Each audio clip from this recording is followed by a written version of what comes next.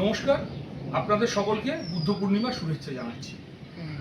আজকে আমি আপনাদের দেখাবো ভারতের মুদ্রায় বৌদ্ধ ধর্মের প্রভাব।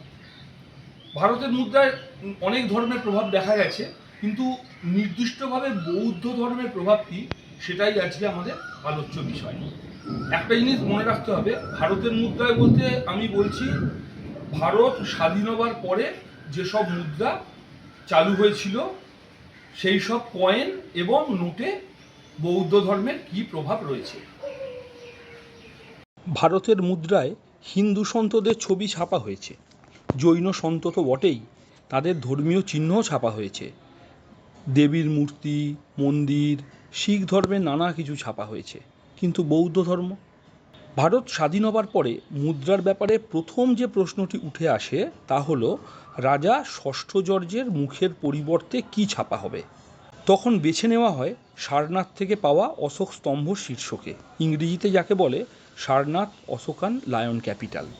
বৌদ্ধ ধর্মের চিহ্নটি আজ থেকে মোটামুটি 2300 বছর আগে তৈরি করেছিলেন মৌর্য সম্রাট অশোক।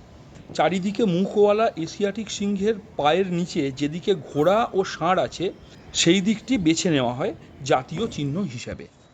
ঘোড়া, ষাঁড়, সিংহ ও হস্তি গৌতম বুদ্ধের জীবনের নানা সময়কে চিহ্নিত করে।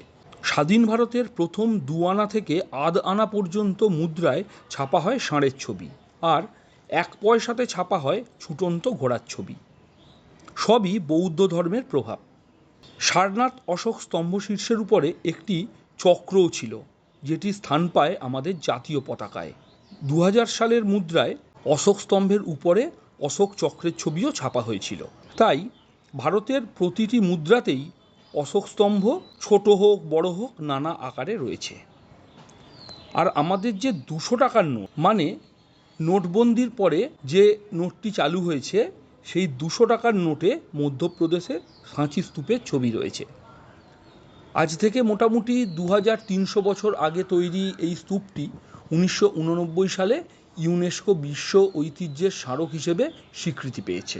ভারতে প্রাচীনতম যেসব স্থাপত্য এখনও টিকে রয়েছে এবং মোটামুটি পূর্বাবস্থায়, তার মধ্যে এটি অন্যতম। সম্রাট অশোকের সময় তৈরি শুরু হলেও এটি তৈরি শেষ হয় শুঙ্গদের আমলে, তাই এর অনেক জায়গাতেই শুঙ্গ আমলের কারুকাজ দেখা যায়। আজকের এপিসোড দেখার জন্য আপনাকে ধন্যবাদ। কেমন লাগলো আজকের এপিসোড কমেন্ট করে জানান। ভালো লাগলে লাইক করুন, শেয়ার করুন, আর সাবস্ক্রিপশন করতে ভুলবেন না। সাবস্ক্রিপশন করে বেল আইকনে ক্লিক করবেন ভিডিওটি আপলোড হবার সঙ্গে সঙ্গে নোটিফিকেশান পেতে। নমস্কার।